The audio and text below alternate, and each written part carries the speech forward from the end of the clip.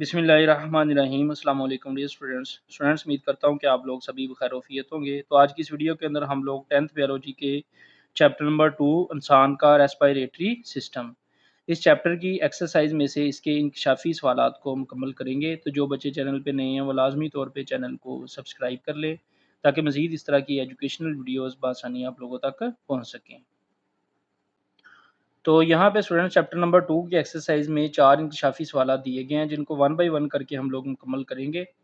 तो ये भी स्टूडेंट्स शॉर्ट क्वेश्चंस ही होते हैं, इनको भी आप लोगों ने अच्छे तरीके से करना है, ये भी पेपर के अंदर अक्सर लग जाते हैं। नंबर 1 इंकशाफी सवाल है, अगर डायाफ्राम ठीक तरह से काम करना छोड़ दे तो सांस लेने के अमल को क्या हो सकता है? अगर डायाफ्राम ठीक तरह से काम ना करे तो सांस लेने में क्या मसला हो सकता है?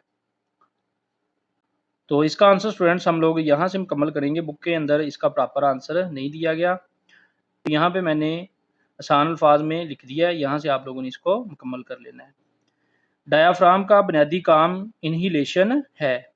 डायाफ्राम का बुनियादी काम सांस को फेफड़ों के अंदर ले जाना है। इन्हीलेशन जो है ये होता है सांस को फेफड़ों के अंदर लेके जाना, ऑक्सीजन को, हवा को फेफड़ों के अंदर लेके जाना।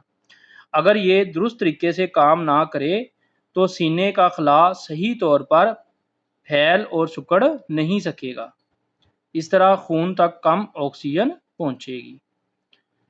तो ये वाला स्टूडेंट्स आप लोगों ने क्वेश्चन नंबर 1 का आंसर मुकम्मल करना है।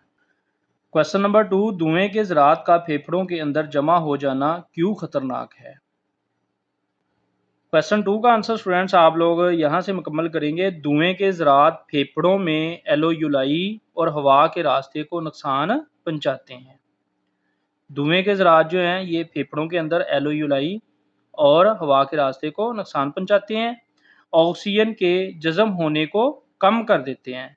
ऑक्सीजन जो है ये ज़्यादा फेफड़ों के अंदर जज़ब नहीं हो सकती और एम्फीसीमा जैसी खतरनाक बीमारियों का सबब बन सकते हैं।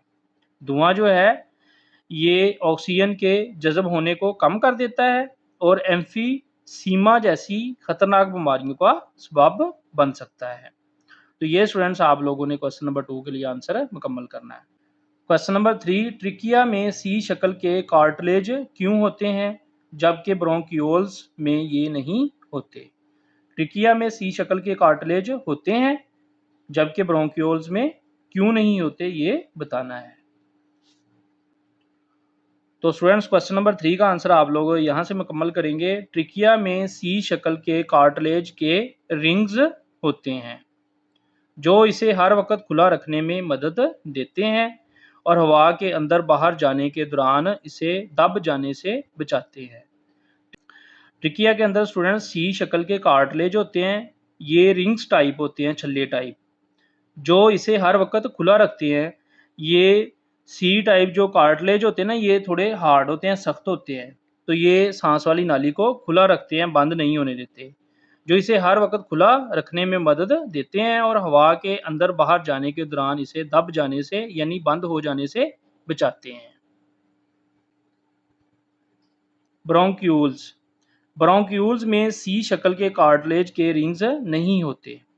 ब्रोंक्यूल्स के अंदर स्टूडेंट्स क्योंकि ये बारीक नालियाँ होती हैं, सांस वाली नाली ज़रा बड़ी होती है, जबकि ब्रोंक्यूल जो हैं ये बारीक नालियाँ होती हैं, बहुत छोटी छोटी होती हैं, बारीक नालियाँ होती हैं। इनमें सी शक्ल के कार्टिलेज के रिंग्स नहीं होते क्योंकि वो बहुत छोटे, नरम और लचकदार होते हैं। इनकी दीवारें स्मूथ मसल्स की वजह से खुली रहती हैं। ट्रिकिया जो है ये सी शक्ल के कार्टिलेज की वजह से खुली रहती है, जबकि ब्रोंक्यूल्स स्मूथ मसल्स की वजह से खुली रहती हैं, इसलिए सख्त कार्टिलेज की ज़रूरत नहीं रहती। तो ये स्टूडेंट्स आप लोगों ने क्वेश्चन नंबर 3 के लिए आंसर मुकम्मल करना है। क्वेश्चन नंबर 4, दमा के दौरों के दौरान मरीजों को सांस अंदर लेने की निस्बत सांस बाहर निकालने में ज़्यादा मुश्किल महसूस होती है, ऐसा क्यों है? क्वेश्चन 4 का आंसर स्टूडेंट्स आप लोग यहाँ से मुकम्मल करेंगे। दमा ब्रोंक्स की सोजश है।